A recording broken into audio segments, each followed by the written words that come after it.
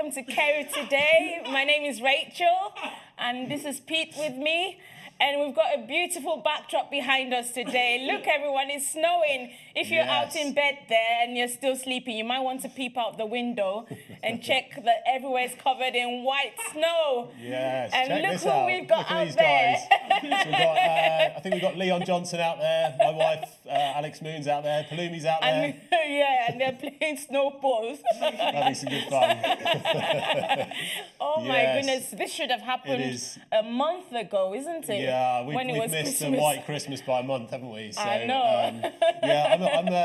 I think if you've got kids who are still in bed, you need to go and wake them up, open their curtains. Exactly. Yeah, get them outside. Find those coats and gloves. Get them outside. Yeah, it's quite nippy a bit though. So it's good to see the white snow and That's it. Yeah, what's been happening to you, Pete? Do you know what? We actually took down our last Christmas lights yesterday with ladders. They were around the top of the house, and now I'm actually starting to think maybe we should have left them up there so we could kind of continue that Christmas feeling. Oh my goodness! I'm just sort of thinking, oh man. But, I wonder who's still got their Christmas lights on or their Christmas tree. I know. It'd be interesting to know. Maybe you should put in the chat if you have still got some Christmas lights up, or if you've got any Christmas decorations up. I reckon there's going to be some people out there who still do have them. We had ours out the next day after Christmas, on Boxing Day. Yeah. How about you, Rach? What have you been up to? Just the usual work, nothing serious. I mean, had some online orders and things and had to buy some dimming lights, but eventually we had to change it, but it eventually came and it's fine. Yeah, no, that's cool. That's cool. We've actually... we've been continuing our kind of DIY projects in lockdown. I'm sure maybe some of you have been up to sort of trying to do those jobs which haven't been done or been left undone like for quite a long time, thinking, well, now is the time. There is no excuse. Exactly. So much time on our hands now. So I don't know which lockdown project we're into now. I think it's like 3 or 4, but we're actually doing we're doing our downstairs. We've ripped out all of our downstairs cloakroom and we're putting down a new floor in our hallway and the cloakroom. You've been quite busy. So if anyone needs to use the bathroom in our household at the moment, you keep forgetting. You kind of go to the downstairs cloakroom. You're like, oh no, I've got to go upstairs. So it's like, all right. We want to say hello to Donna and Michael. You're welcome to Kerith today, and it's great. Oh, Brian Bibb says that his sledge is broken. Gosh, that is a serious problem that needs to be solved, especially for the kids. You definitely need that resolved. And Michael Bentley says, secretly, I'm pleased we can still go to church without having to put on our hats, coats and scarves on this snowy day. That's true. You see, when we came this morning, there wasn't any snow. And now, I don't know I hope we're not going to be stuck here. Yeah, hopefully we won't be stuck in the church building. We could all be isolating here as a brand new family, but all the tech guys will be camping out overnight here, I think. Yeah, quite possibly. Have a campfire outside. Let's, why don't you, maybe put in the chat, what have you been kind of doing in this kind of second lockdown? Maybe you've been kind of looking into... doing a DIY project, maybe you've started a new hobby, maybe put in the chat like what you're currently working on, maybe you're doing like a new knitting project or something, like who knows. Be interesting to hear what you're up to at the minute. All right, you want to tell us cool, about the game so what are we doing today? So today we have Ben Pocock, who is part of our BB site and is our experience lead. He's going to be preaching today on the second part of our Wellbeing series. You can all see the book here. Hopefully you've got your copy now. We're preaching into that, and we're looking forward to his talk. And just know that anytime during this service, if you're watching live on a Sunday, that we've got live prayer.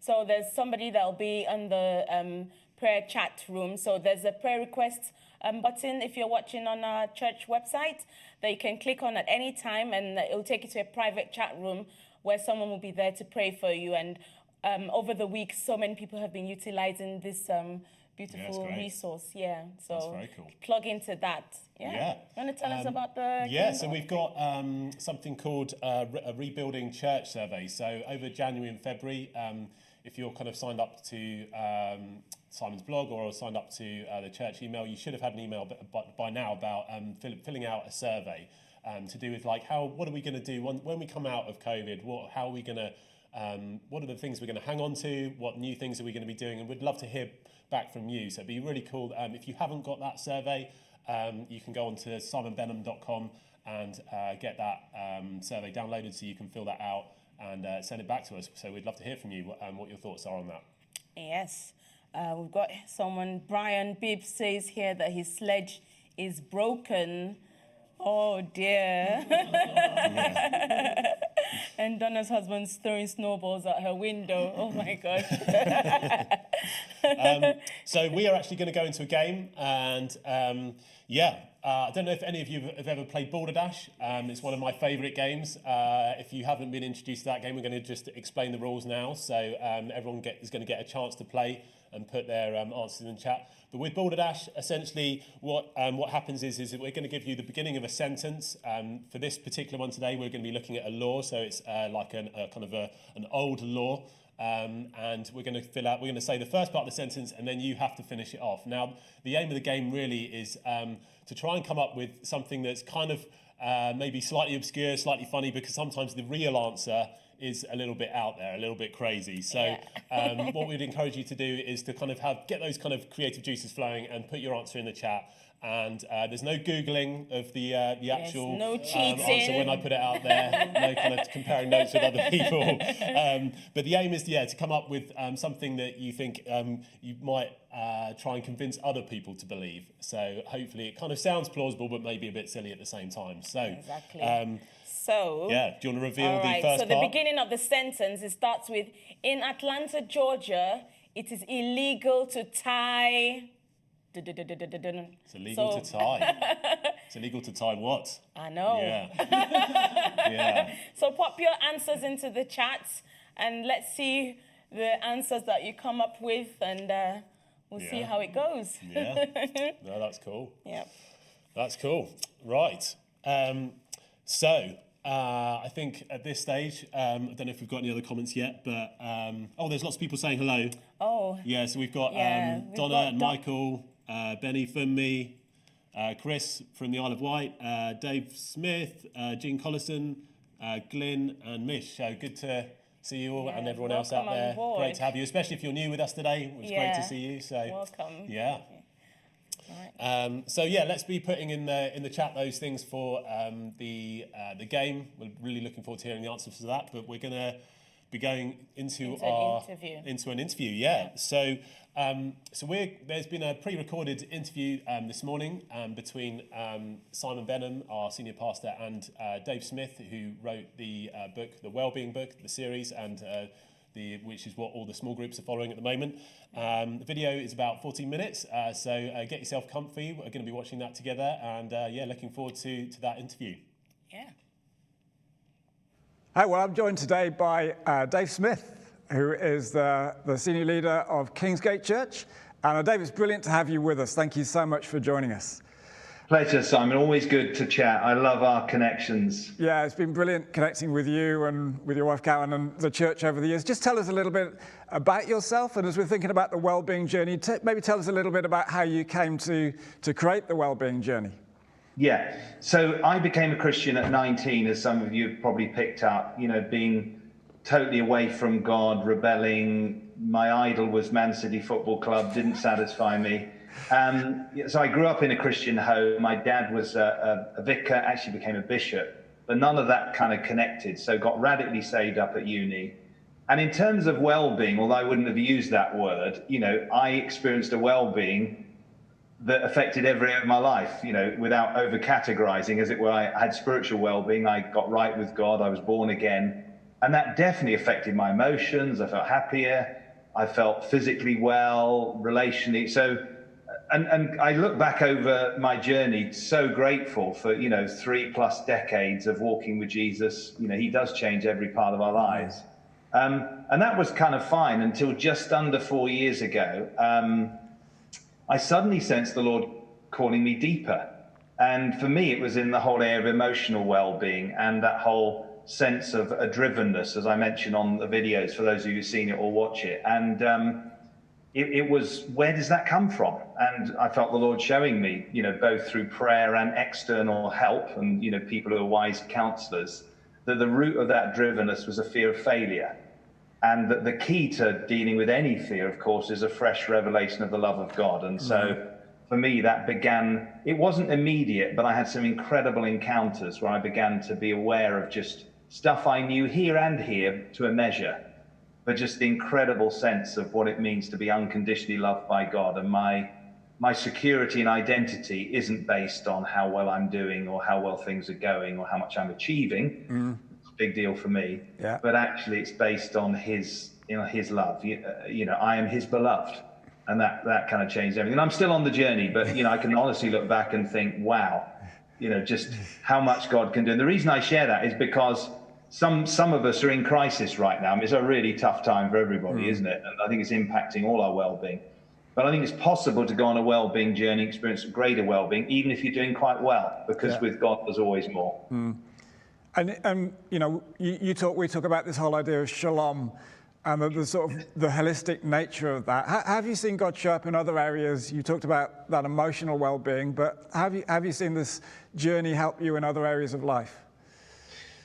And I think one of the first ones would be in the physical area in terms of, 3-4 years ago, I really was battling with sleep. I wasn't sort of shouting about it, but, I really struggled to get to sleep, almost like I was over revving. And then I'd wake up in the night and just really struggle to get to sleep and, just couldn't seem to crack it. And, sleep's pretty important. It's a real key.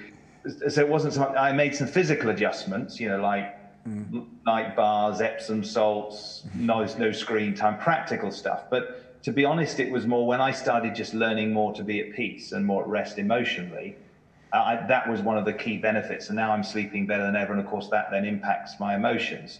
But I think also my walk with God as well, because if there's an area of sort of impurity or a drive that's not quite right, it can actually, I would find it very difficult to be still and know that he is God. I can actually rest a lot more. I can actually just don't have to say as much in prayer. I can just receive and hear his voice more clearly. But I think it's also affected my ministry because, if the drive is a good thing, it's a God-given thing, but there's a drivenness that wasn't totally healthy. And so I think more and more I'm finding actually I've got more energy, not less.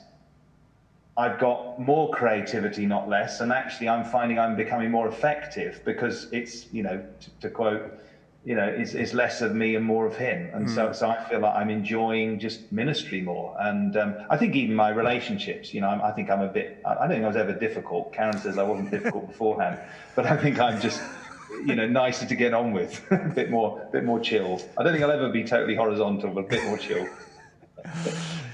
That's really good to hear. And, there's that holistic sense, isn't it? I was just going through that Elijah passage yesterday and actually seeing how God meets him in every single one of those areas. And actually, even down to the financial, the provision that God makes of the bread and the water. And God really is interested in everything.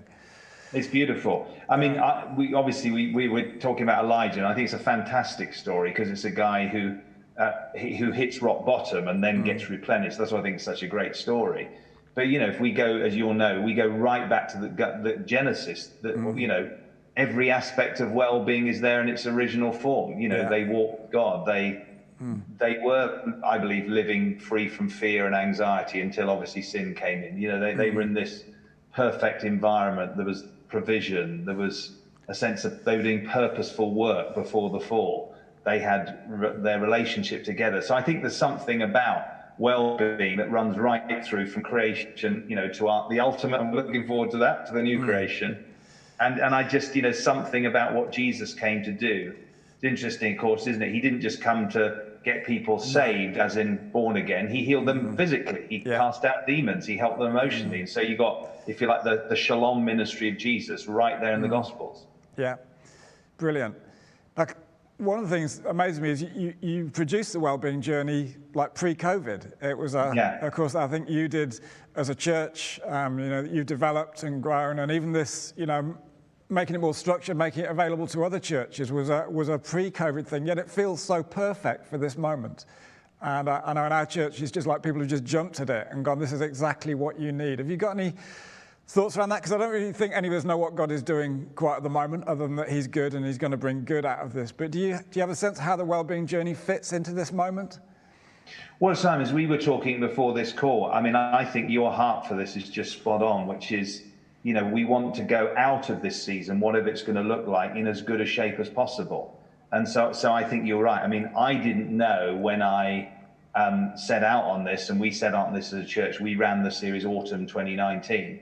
And it was once lockdown hit, I thought, not only do I need to re-edit the book, which I'd already planned, but I just think there's something in these videos. We need to just resource others. And of course, I didn't know that, you know, still when we rolled it out, January 2021, we would still be we'd be in a third lockdown. So I think you're right. I think it is so timely. And what I think is important is that this is not just for Christians. You know, this is for everybody, because everybody's struggling with well-being. And, you know, I think as I look into this, if I was to kind of advise any one of you on the journey, it'd be things like, you know, be open to God in this, because ultimately he's the source of well-being. You know, this is not just a mechanical exercise. You know, we've used words like dials to kind of, but I think at the end of the day, God is the source of well-being. You know, even maybe just some time today, want to open yourself to the Spirit and say, Lord, what's the deeper work you want to do in me? And you want not necessarily going to get a loud voice from heaven, but just as you open up, you'll sense him helping you on the journey. And then I think, secondly, this whole thing of self-awareness is critical. You know, whether you do a self-assessment tool or you just talk to others or you take some time, you know, just think about the areas of your life. Because if we don't know where we're at, it's very hard to fix it. You know, I've got a bit of a, not too often, but I've occasionally run out of petrol and the car has completely finished. You know, but, you know, it would have been helpful if I'd paid attention to the dial on my dashboard. And I think it's the same with us. And I think the third thing is a sense of intentionality. Yes, God is the author, but we partner with the Spirit. And so not to feel paralyzed if you're stuck in an area, by the Spirit, and God's given you a will and the power to choose, you can actually make a difference through a sort of a posture of intentionality. That's brilliant. That's really helpful. I think it's really helpful for us that obviously you've done this before and have a sense of what really works. You know, we're coming into it fresh and hopefully doing it well, but that's so helpful to hear. Have you got any comment around doing it in community? Because one of the things obviously we're seeing is people just opening up with others and being honest about where they're at and being vulnerable around that. Have you seen that as a strength? Totally critical. I mean, you know, without going into detail, I mean, my journey of well-being was when I hooked up with a spiritual director. It was actually overseas, so it's always been online. And actually, we started seeing sort of a counsellor, psychologist, not because we wanted to fix something, just because. And I can honestly say that, and then with my own small group and team and whatever, with my wife, there is no question that I could not have got to where I've got to on my own. You know, the thing about a blind spot is we can't see it. And it's not that we're going around fixing one another and pointing stuff out. There's just a sense that sometimes it's only as we open up our lives to others. That's the way God's designed it. Freedom comes in community. And so, no, we're exactly the same. We've got, you know, many people in groups. And, you know, one of our lead messages, you know, the key to well-being is, you know, learning with others. And, you know, obviously relational well-being is one of the key dials on the dashboard as well. So, yeah, I want to say to all of you in groups, you know, go for it, make the most of it. And something out, bring it into the light, sharing. God will break in as you share with one another. Fantastic. Well, Dave, I wonder whether you would pray for us. Yeah, I'd love to. Pray for us as a church. You know what this journey is going to look like. We're on only the second week this week of that journey, but you've seen it all the way through. I'm believing God for great impact from this in my life, in our lives. But I wonder whether you would pray for us, bless us, and whatever else you sense, God, just speak it over us. Love to. Father, I want to thank you so much for Simon and for the leaders, for their family, for this wonderful, faithful, growing, healthy church of Kerith Community Church in all their locations. And I thank you, Lord, that you have a plan for their greater well-being. I want to pray in the name of Jesus, who is the Prince of Shalom, the Prince of well-being. I pray, Lord, for an increase of his government, his rule and his reign, and his shalom, his peace, his well-being. I pray, Father, that every single person would know you speaking to them personally through this journey.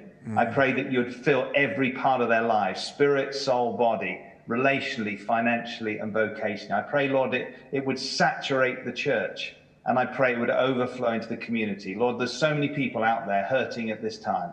I pray, Lord, as we get well, we'll be, as it were, agents of well-being and bring the good news of Jesus in word and deed in a new way. I pray they come out of this whole pandemic, Lord, better, stronger, ready for all that you've got for them. In Jesus' name, amen. Amen. Hey, well, Dale, I just want to finish by thanking you. And, ever since I first met you, I think it was one of Stuart Bell's gatherings. Yeah, long time ago. A long time back, going along with Ben Davis. Just a deep, deep sense of gratitude for your friendship. You've always been so warm towards me. I remember turning up, I'm shy, I remember turning up at those gatherings like slightly scared and slightly intimidated by all these, grown-up leaders.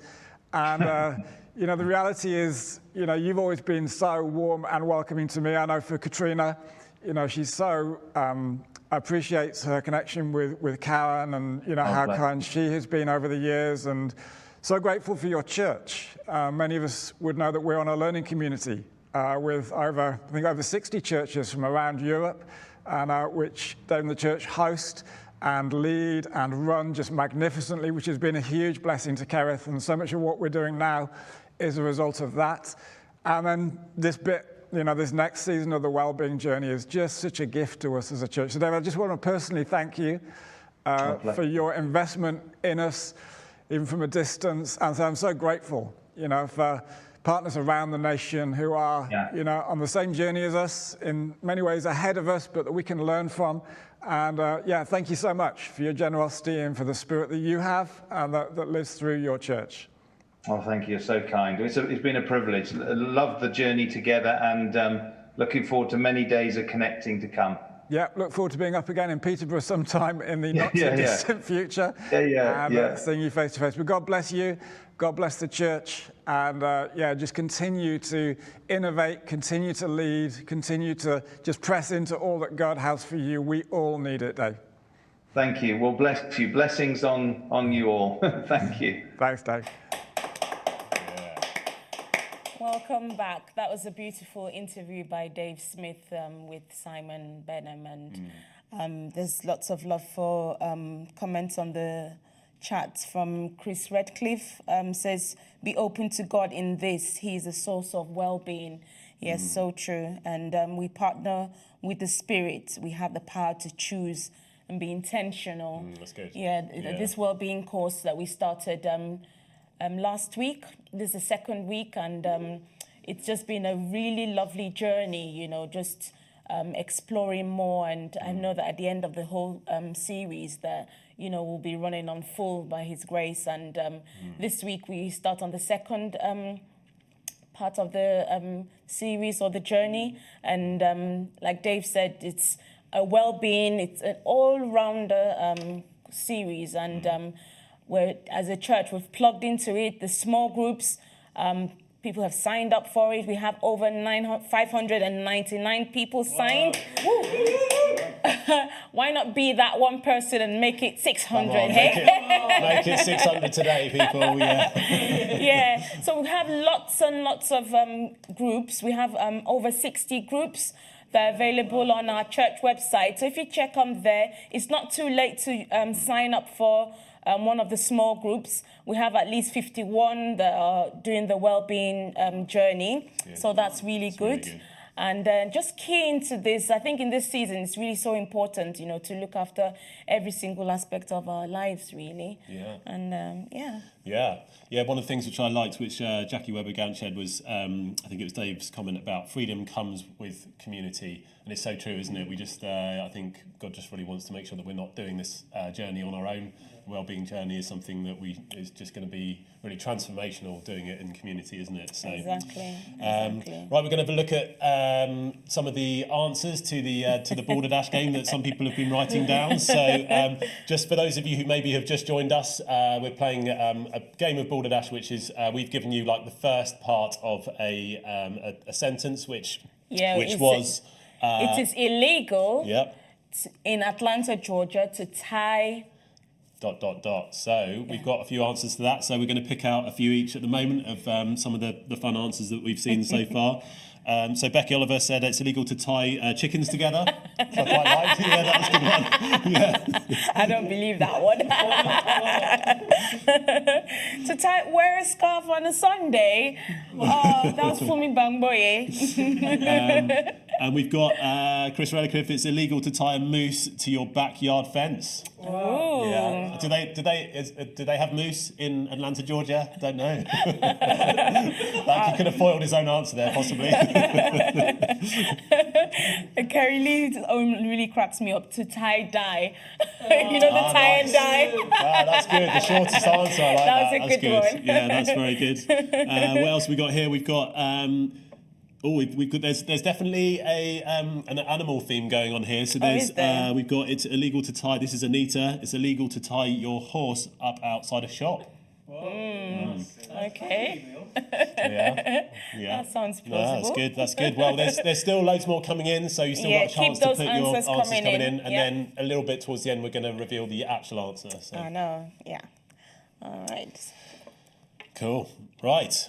Oh yes. So coming up in the life of Kerith. Yeah. So what's coming up? So one of the date which we'd love you to get in your diary is the Kingdom Come prayer nights. The next one of those is going to be at the beginning of February. So it's Monday the 1st to Sunday the 7th of February. So just over a week's time or so. Get those in your diary, and there'll be more info and resources coming soon for that. Yeah, and I think it's with prayer and fasting, isn't it? Yep. So sorry, that's Kingdom Come week is prayer and fasting. Absolutely. Yeah. Good. Yeah, and for the youth, you're not left out. So there's the K Cruise, and that's their own small group that holds every other Friday, and it's at 7 p.m. So if you haven't signed up for that, you can check on the Instagram page for that. And also there's the youth TV as well, I believe. Yep.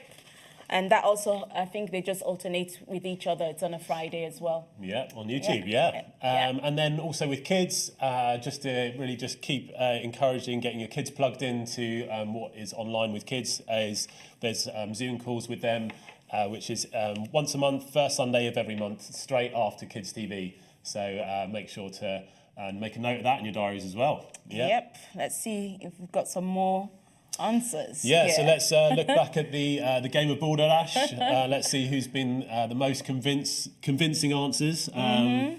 What do you want to pick one out, Rachel? See if there's. There's one what's your here. next It favourite? says by Michael Bentley. Tie a yellow ribbon round the old oak tree.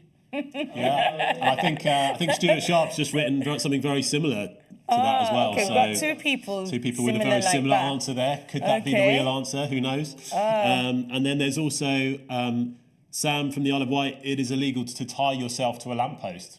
Yeah,